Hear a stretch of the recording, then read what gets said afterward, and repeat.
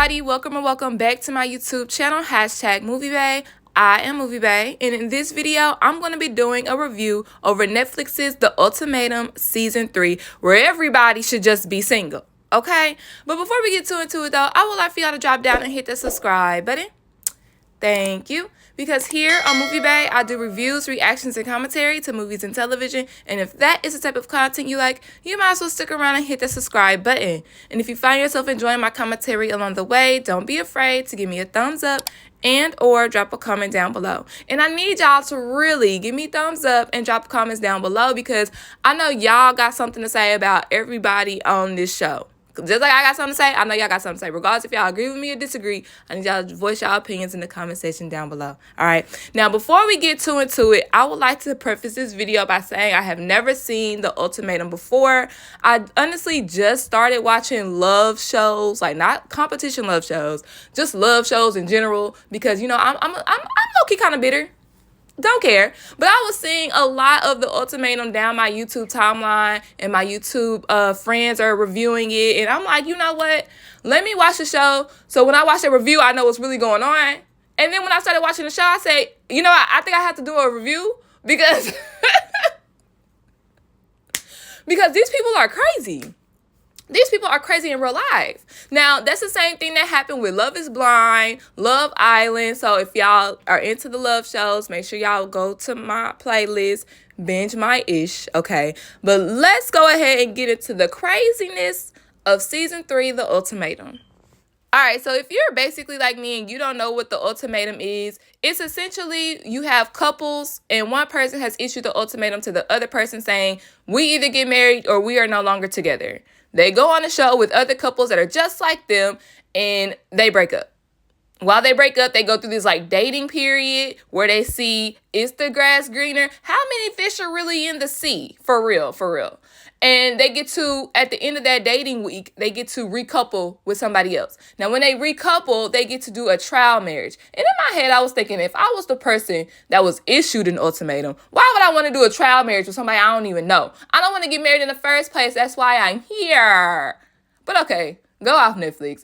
So after they do the trial marriage with their recouple, they go back with their original couple and they do another trial marriage. Now, in my personal opinion, I feel like aspects need to be added to the original couple trial marriage. Like, I don't know, couples counseling, maybe some like love games and things like that. Let's make a list, a pros and a cons list. Like, we need to do exercises with the original couples for sure, for sure. And then with the trial marriage couples, I just think that they should add some games. Because I'm not going to hold you. My overall review of this, for this being the first season that I watched it, it's a lot of talking. It's just a lot of talking and a lot of talking about feelings. And I was getting bored every once in a while. But then some drama would happen, which kept me on the line. Speaking of drama, during the dating week, two couples decided to leave and that the show wasn't for them. One couple is Micah and Chanel, which I personally thought was a production plant in the first place. I thought that they were, you know, placed as a cast member to leave to spice up season 3 because, you know, the formula gets old and we got to make every season different, right? Another couple that decided to leave was Vanessa and Dave. Now, Vanessa gave Dave the ultimatum, okay? And he didn't even have a legit reason why he didn't want to get married. Some people actually had good reasons why they didn't want to get married, like they didn't want to be resentful, they just started their career, they've been married before, things like that. Dave, he was just an F-boy from the very, very beginning. He just wanted to get his Peter Whacker wet, if we're being honest. And we know that because when they were at the table meeting the other couples, he was already making googly eyes at Mariah. He already had his hand in her candy bag, okay, or wanting to.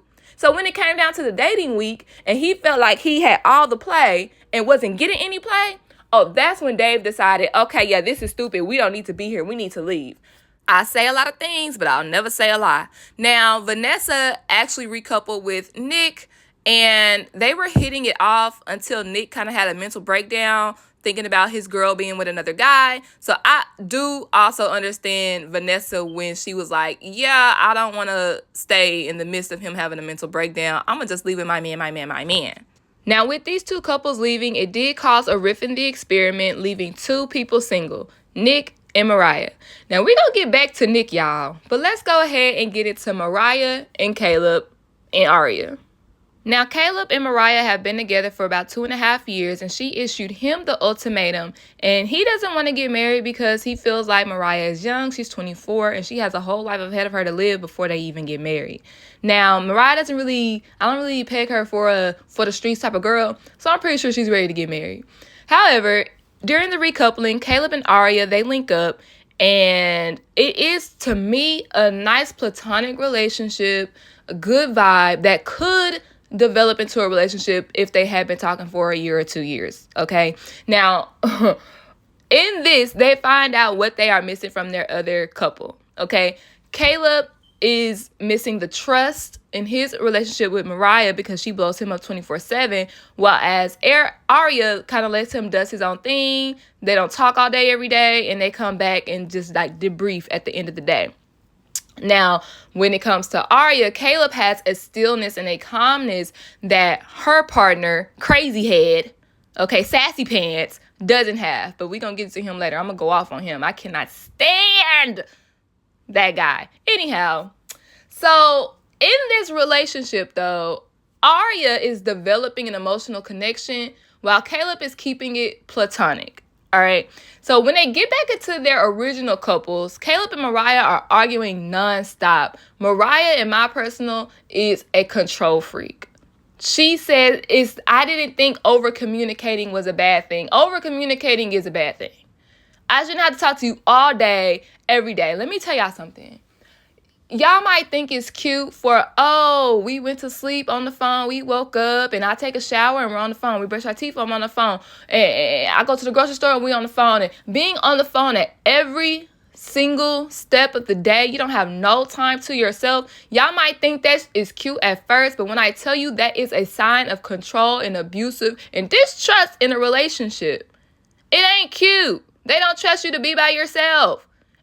Or they ain't got no friends, and they're relying on you 24/7, which is draining. Okay, so over communicating is a bad thing. Okay, now Mariah is that, and then Caleb shuts down. He don't want to communicate at all. So to my surprise, because they were arguing for the whole 3 weeks when they were on their trial marriage, to my surprise, Caleb proposes to Mariah at the end of this. I said, what? Huh? So at the reunion, they're still together. They're planning their wedding.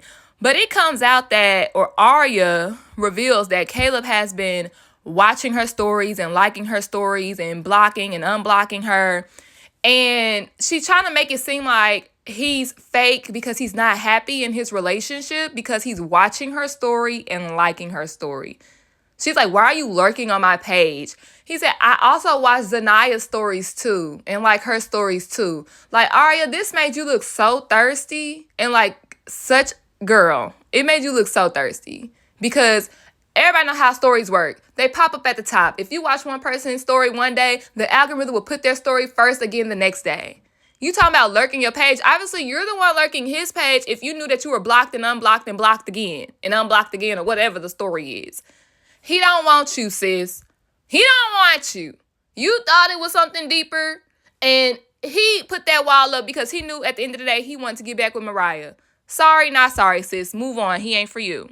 Now, one thing I will agree with is they do look like and feel like a fake couple to me. Is both of them are so robotic. It's just very weird, but maybe that is why they belong together. Now, let's go ahead and get into Arya and Scotty. So, Scotty is the only one of the two guys to issue an ultimatum because he let us know it at every twist and turn to Arya. They've been together 3 years, and she's not ready to get married for a number of reasons. 1, they're long distance. 2, she just started a new job. And 3, she doesn't want to feel like she's making all these sacrifices to be with him and end up resenting him in the end because that's similar to what her parents went through.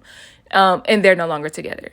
So during the recoupling, Scotty starts dating Z. I call her Z because I can't pronounce her name. I think it's Zanaya or Zanaya, but I just call her Z. And both of them click really quickly because they're both thirsty. He issued the ultimatum and she issued the ultimatum. So they both, it's so refreshing to find a guy/girl who knows what they want. Okay, so they hit it off real quick. However, Scotty's slip started showing literally and figuratively real quick because One, the first time was he threw out some date ideas and she declined them because it's just something she wasn't interested in doing. And he made it a whole big deal. I'm sorry that I don't want to get in a hot air balloon. That's not fun to me. Well, I think we have two different definitions of fun. Well, I guess we do. So just do something, pick something else. It doesn't mean that I'm ungrateful and I don't appreciate you. That's just not something that I'm interested in. So instead of trying to do something you're interested in, how about we find something that's mutual for both of us? But you can't tell Scotty nothing. Oh no, you can't tell Scotty nothing about himself. That was the first red flag. Second red flag is when they came back from boys' night and there was a rumor about JR wanting a hall pass. JR blew up Scotty's spot about it, and Scotty came home and took it out on Z. Now, I feel like she handled it very, very well because it could never be a bitch like me. Baby, you want to argue? I mean, we can argue, okay? She handled it very, very well. She handled it very maturely. She told him, you but check yourself because you mad about some other ish and you coming back and you taking it out on me. This is a learning lesson for you because you guess what? You can never tell Scotty about himself. And the moment where she said check himself, he now all of a sudden he want to change the subject. Yeah, all right. Red flag number 3. She's packing up because they're about to recouple back with their original partners. And I can't even recall how the conversation started, but he took it as she was talking about, oh yeah, he said, oh, because you take your phone in the bathroom at 1:30 in the morning. And what? Because she's like, one, why are you clocking where I'm going? 2, I don't even take my phone in the bathroom. And me, I take my phone everywhere. What are you talking about? I'm going to be in the bathroom. I might be on the toilet for a while. I need something to entertain myself. So I'm going to take my phone and get on YouTube. What are you talking about? You are about the wrong things. Your insecurities are seeping through your pores, Scotty. So he started throwing his little hissy fit. His little sissy attitude. And this part was so funny to me. He called her a gaslighter. What? Scotty called Z a gaslighter? That's crazy. And he said, you are painting yourself to be so ugly right now. And I said, oh, Scotty, baby, that's you. Because you are going to be the narcissistic a-hole from this season that nobody likes, boo. You so worried about your image and being rejected? Yeah. You're the one that nobody likes this season, sir. You and JR, neck and neck. Now that they're back with their original couples, do you think Scotty changed and learned his lesson? Absolutely not, because y'all know why? Scotty knows who to try it with. Z would not let him slide. Arya lets him slide. He is right back to gaslighting, putting everything on her. You can't take constructive criticism. No, baby, you can't take constructive criticism. So Arya is one of those people, she seeks into her mode. She thinks it's all her fault. And he, once again, succeeds at gaslighting. I'm not surprised that he proposed to her because he needs somebody he can manipulate. And I'm honestly, this is no tea, no shade. I'm surprised he's not with a white woman. Okay? But I am surprised that Arya said yes. But actually, I guess I'm not because her brother even called it. He is just like Dad. That's why I don't like him. And that's just science. Ladies, you either go with somebody who is just like your dad or the complete opposite. But thankfully, now that we're at the reunion, they are not together. Unfortunately, it took them a year to finally break up. And it was after a series of unfortunate events. And this is what happens when you don't listen to God. This is what happens when you don't listen to God. The experiment should have showed you, but you still said yes. You caught it out the next day. But guess what? Y'all still move in together. What? And nothing has changed. And then now you're going through all these trials and tribulations in your life. You're losing family members. You're having miscarriages. You are not supposed to be with this guy. He doesn't want to go to the couples therapy with you. Leave. Arya. She's so stupid, delusional, and a pick-me. And I say that out of love. My issue with Scotty is he's a horrible person. He talking about, oh, she broke my heart. She shattered it. Still trying to put it on her as if he doesn't have any issues whatsoever. And I'm very upset that nobody was on Scotty's head how they needed to be on Scotty's head. So you know what, Scotty? I'm the person that's going to be on your head. You suck. You're a horrible human being. You're a gaslighter. You're a narcissist. And you're afraid of rejection. Validation from where? You're not cute. Your hairline messed up. Your jawline long. Your curls are weak. Like, boy, you're trash. You are the epitome of trash. And you need to figure it out. Because literally, you are not the prize.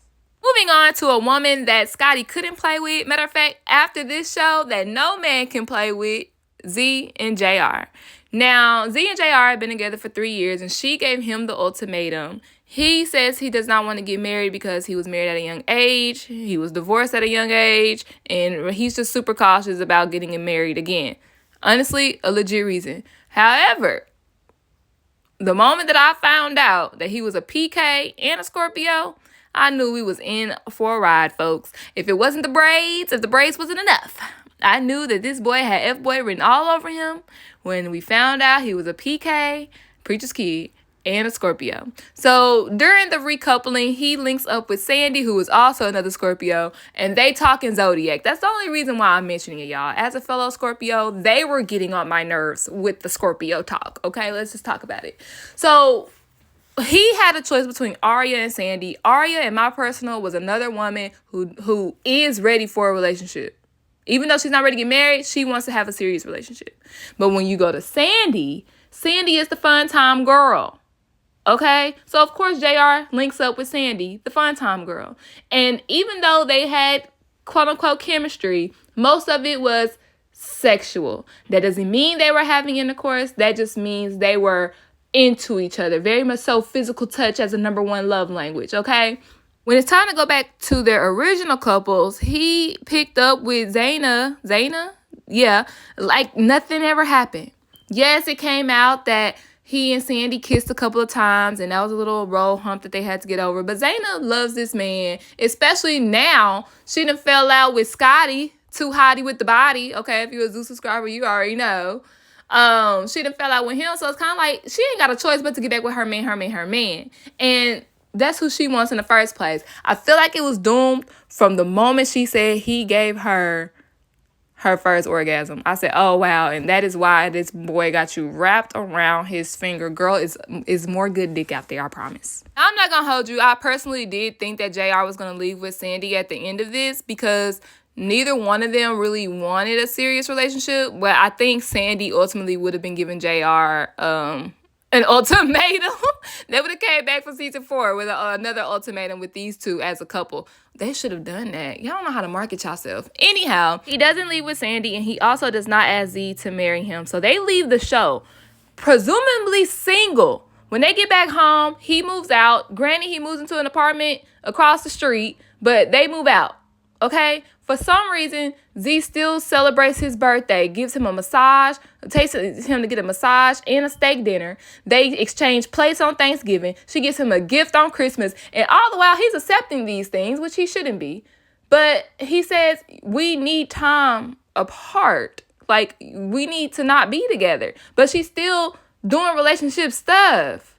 It's like, girl, what's not clicking? What's not clicking? What's not clicking? It finally clicked on, I guess, her birthday, which she's a Pisces, so she said, so her birthday like February, March, and he said he was going to take her out to dinner, and honestly, she took him out, so he took, it's only right, but he ended up, quote-unquote, getting sick and canceling on her. That is when she realized, I need to leave him alone. Well, bitch, finally, now, after that little story, I was not Team Z, because I was like, girl, you crazy, until Z turned up.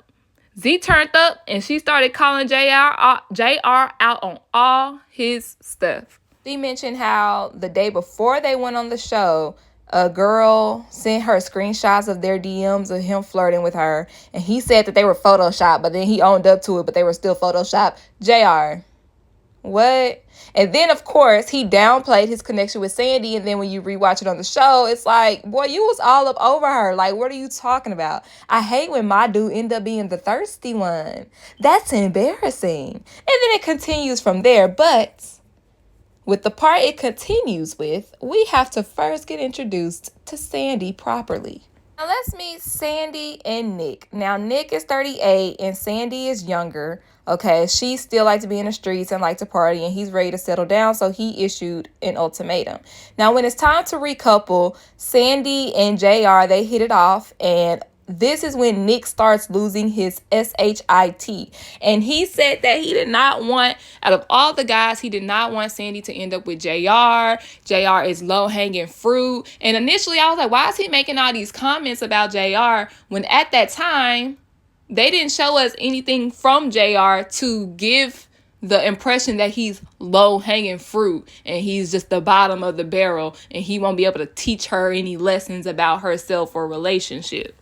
Now, because Nick's partner Vanessa left, he is alone, just sitting and thinking about everything that Sandy and JR could possibly be doing. Now, I personally feel like his mind went into overdrive when Vanessa left. First off, she said that I'm here for you, I'll never leave you, and then left the very next day. That's one. Two, now I don't have anybody to do the experiment with, so I'm alone. And three, not only am I alone, but my girl up there with JR.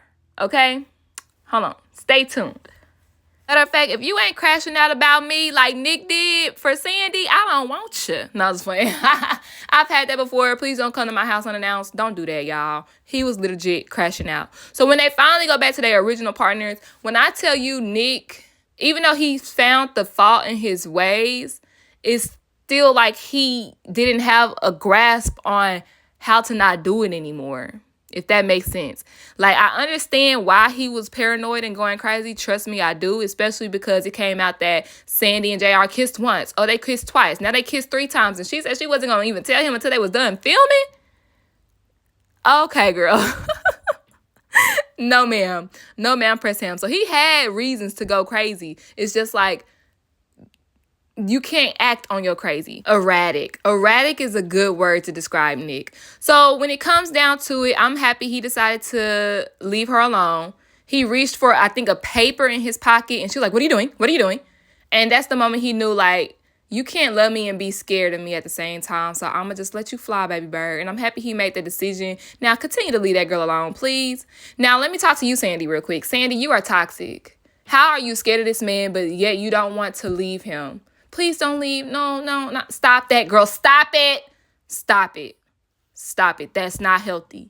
So when we get to the reunion, it makes sense why Nick did not want Sandy to be with JR out of all people. The low-hanging fruit, the bottom of the barrel, those comments that Nick made about JR started to make sense. And it's because JR was making these comments and commentary about sex. And of course, he made the hall pass comment, referring to season 1 and season 2. Now I need to go back. Season 1 and season 2 about how these guys used this experiment as a hall pass just to hook up with white women and no strings attached and stuff like that. So I understand now. My apologies, Nick, because at first I was thinking something like, but now I understand why you didn't want Sandy to be with JR out of all people. I also have some commentary about Sandy, how at the girls' night, Sandy definitely downplayed her and JR's relationship to Z and kind of like tried to come off as a girl's girl and, oh, I'm doing this for you and I'm trying to train him up for you. And then go back and y'all doing all this kissing, hugging, and meeting your mama and doing all this and doing all that. And it's like, it's not giving girls. It's not giving, I'm just trying to teach him a lesson. Girl, bye. Like I was with Z. Like, you should have just said nothing at all, if that's the case, because you too come off as being fake. So yeah, I feel like JR was painted in his true fashion and form. Something about his voice wasn't right with me, and then I heard that Z did a interview and they was talking about how he was putting up this like proper voice act, and I was like, yeah, peep that. But I also feel like Z is here for TV as well. I wouldn't be surprised if prior to the reunion, I felt like they were going to cast JR for another love show, but I wouldn't be surprised if I saw Z on another love show, as well as, what's that girl name? Sandy, who's just like a Jessica ripoff. Ain't it Jessica Nicole? The girl from Love is Blind. Because I looked at, it was somebody's thumbnail. I said, why is she on another show? It's not her, y'all. They just go to the same plastic surgeon. That's crazy. All in all, I personally feel like they need to incorporate some type of games or exercises for these couples to participate in during their trial marriages, because a lot of the time it was a lot of talking and it was a lot of boring. And if who was it? If it wasn't Arya for initiating all these other games, it wouldn't have even gotten messy to the point that it got messy. So shout out to her. Another thing is all the people on this, especially this particular season, should have remained single. Why did anybody propose to anybody? That is beyond me. And lastly, I personally like this reunion. JR got exposed, okay, to the highest of exposivity, but I also feel like Z is fishing for more Netflix shows, especially with the chip in the nail. It was giving performative, but I'm happy that you moved on, sis. Happy that you moved on. Who I did want to get the JR treatment was Scotty. Scotty got off way too easy in my personal opinion. I think that's all the thoughts and opinions I have about this season, but let's keep the conversation going in the comment section down below, especially if it's something that I left off, or if y'all have a difference of opinion than me, let's talk about it, okay? Leave your thoughts and opinions in the comment section down below. Don't forget to give me a thumbs up. It pushes my video into the YouTube algorithm, and so other people can see the video, and so YouTube knows that you like content like this, and they'll show you other YouTube videos similar to mine, all right? Thank y'all so much for tuning in. Don't forget to like, comment, subscribe, and I will see y'all next time. Bye.